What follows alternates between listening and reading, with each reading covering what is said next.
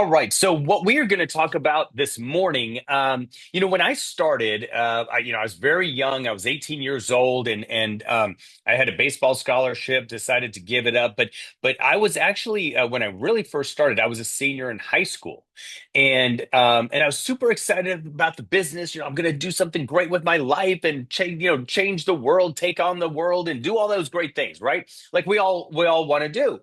And so the first person I talked to was a guy named Jason Skirchek. He was my best friend in high school. We were going to do great things together. I took him to a training, and he was super excited. We're driving home. We're going to do some great things. Then he gets home and he talks to his dad, who is a cash value life insurance agent. And of course, he hated Primerica, discouraged him. Jason went around the whole school saying bad things, Mark's doing this, Mark's doing that. And what I realized very quickly was Primerica became a phenomenal litmus test for me. And what I mean by that is it really showed me who are my honest friends that got my back, like Braden, Billy, Robin, a lot of people like that. My family, obviously my parents, my sister, my brother-in-law, all these different people. A lot of people had my back. But it also taught me one thing, a valuable life lesson. Not everybody that smiles at you actually has got your back. And I found a lot of wolves in sheep's clothing. I found a lot of people, that were just there for what Mark could provide for them. But the second that I wanted, or needed help from them, they vanished like thin air. So that's the thing. And now some people like to bury their head in the sand and they say, like, I don't want to know, I don't want to know the truth. Well, that's fine, whatever. But I've never been like that. I was like, look, the truth hurts. It's a cliche because it's true. And the reality is, I wanted to know the truth. I wanted to know who my real friends were, who the people supporting me were, and then who the haters were. And bottom line, so I researched a lot. I've read hundreds of books on psychology, and it's just a fascinating topic to me. And so, one thing that we're going to talk about this morning is, and I'm going to go ahead and share my screen. I created a PowerPoint kind of slideshow, just kind of help people, with all of this stuff to remember all the different terms and whatnot. But there's a term called envious rivalry, which, for 20 plus years has fascinated me. And what it is it's the psychology of hidden competition between friends. Now, why are we bringing this up? Well, it's actually very important in your business. You're going to deal with it. Okay, the definition is very simple: a feeling of resentment towards another person's success or advantages, coupled with a desire to have them. They don't want you to fail. They just want you to never surpass them. So it's kind of like, you see this in all areas of life. You see it everywhere, not just Primerica for sure, like everywhere. Your best friend, gets the starting position at quarterback or whatever, and you were going for that, and you're happy for them. But you wanted the quarterback position, so you're a little bit envious, or whatever the case is. So let's dive into this. So the mask of support, classic sign. So what? So now let's kind of pull the rug out of this. Let's find out: are your friends genuinely supportive of you, or are they kind of masking something? And these are some of the telltale signs to know if your friends are kind of hiding something from you. So number one, classic sign: lukewarm congratulations or downplaying your wins. Hey, I just got a promotion. I just passed my life insurance exam. I just got my securities exam, whatever it is, right? I just helped a client, blah, blah, blah. Oh, boy, are you lucky. Hey, I just won a trip to go to the Bahamas with Primerica. If I had that opportunity, if I was that lucky, I'd be going to the Bahamas too. Right? Must be nice to be you. Those kind of things. Well, don't get too big for your britches, or your bootstraps or whatever you call that, right? All these little passive aggressive comments. And sometimes we just kind of blow it off with, and this is what I can't stand. I don't like it when people say, well, that's just Johnny. Well, Johnny's a jerk then. And why do I have him in my circle? That's always been my approach, is like, well, if that's Johnny, then I don't want to hang around Johnny. Make sense? And I want people, I mean, look, life is hard enough. I don't know if you dealt with life yet, but life is like Mike Tyson times 100. and it punches harder than you can imagine. So to have people that are really not 100% in your corner, it never made sense to me. So, so these kind of people, now you do what you do, do your life your way, right? But I'm just saying what made me successful is the second that I realized, and I kind of look at it like this. There's two types of people. There's good people that once in a while act stupid. We all, no one's perfect, right? But then there are bad people, or you want to call them haters, that once in a while do good things, right? These group of people I wanted completely out of my life. Okay. And I only wanted to focus. And then, of course, forgiveness is the biggest thing.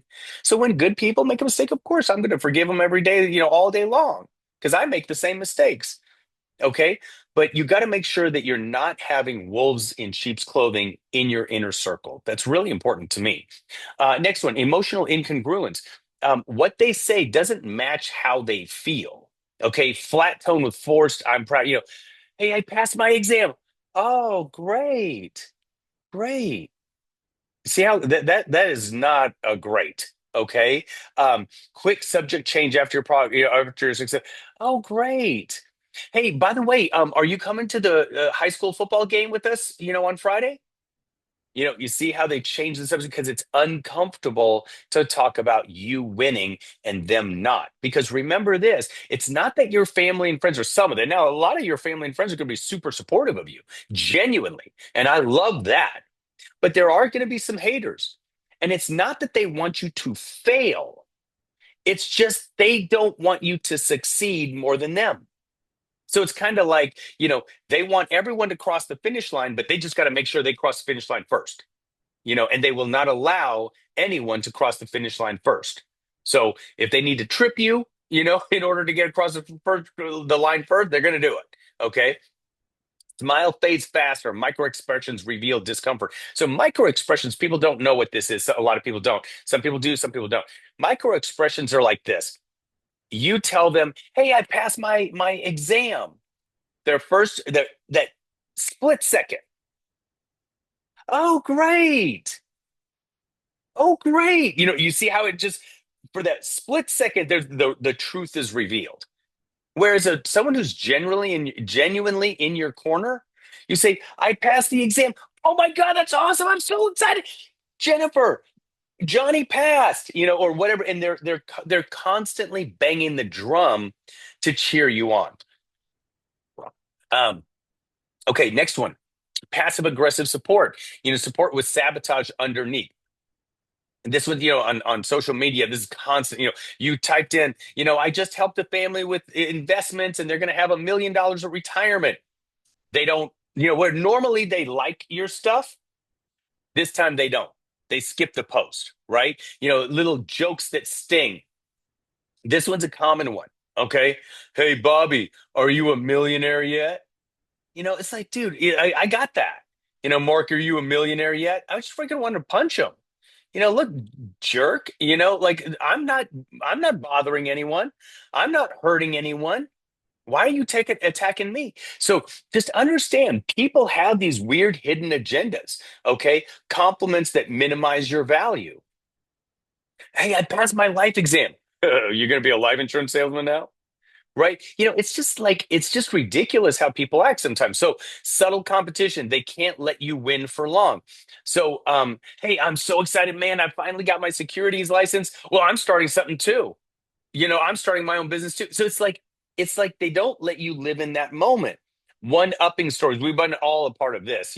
Oh, let me tell you this great story. Oh my gosh, we climbed, Camelback Mountain on Saturday night. Oh, really? Oh, that's great. But you know what? I climbed Mount Everest, or whatever. So they're always trying to one up you, that kind of thing. With whoops, skipped one. Okay, withdrawal or emotional distance. So they vanish when you thrive. Suddenly, hey, can we hang out? And you're starting to win in Primerica. All of a sudden, now they're distancing themselves from you. No, I'm busy. Oh, I can't do this. I can't do that. That kind of thing.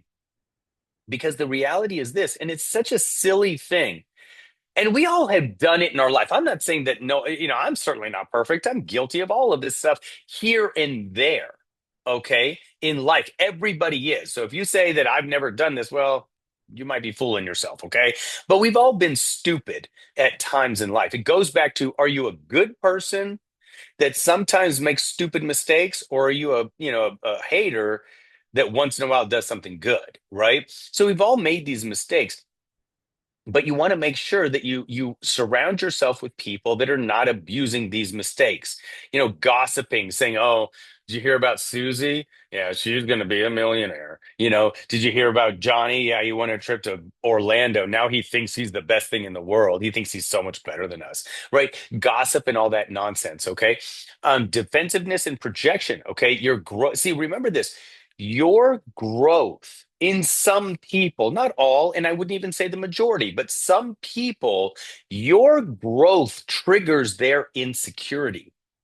And always remember this: whenever people act out in anger or jealousy or those kind of things, it's all rooted in insecurity. See, they can't see you win, because when you win, it exposes them for not winning, and they feel like everyone is judging them because they're comparing them or you to this person, and they're not. Everybody is a silo in themselves, and so another little words that people will say, you know Jennifer, you've changed. And my response to that, when people would say, Mark, you've changed, I'd be like, damn straight I've changed. Thank God I've changed. Okay, because the Mark yesterday didn't know about investments, didn't know about money, didn't know about business, didn't know how to grow, didn't know how to make money.